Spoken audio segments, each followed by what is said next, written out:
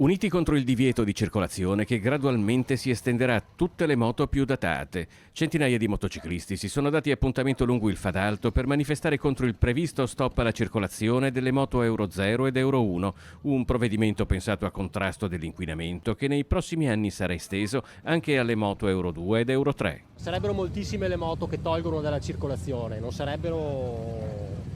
cioè sarebbe un numero molto elevato, ce ne sono tantissime, perché la moto...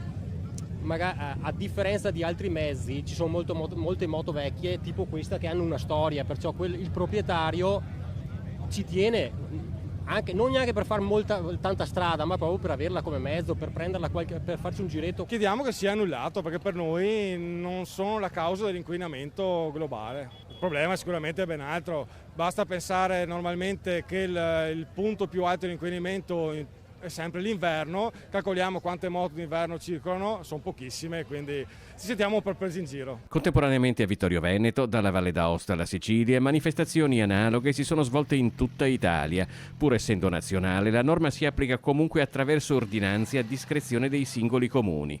In ogni caso, chi oggi si è dato appuntamento qui non pensa che i problemi dell'inquinamento siano provocati dalle moto e soprattutto non vuole che col divieto tanti mezzi diventino inutilizzabili da un giorno all'altro. Noi riusciamo, grazie al turismo anche motociclistico, a mantenerci attivi e riuscire a sopravvivere come attività commerciali appunto in questa zona. Speriamo che cambi il discorso con questo governo che pretende di bloccare tutte le moto. La moto è proprio un simbolo di libertà, ma è sempre stato.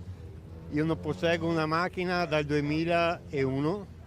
Ho comprato moto, ma mai più preso una macchina.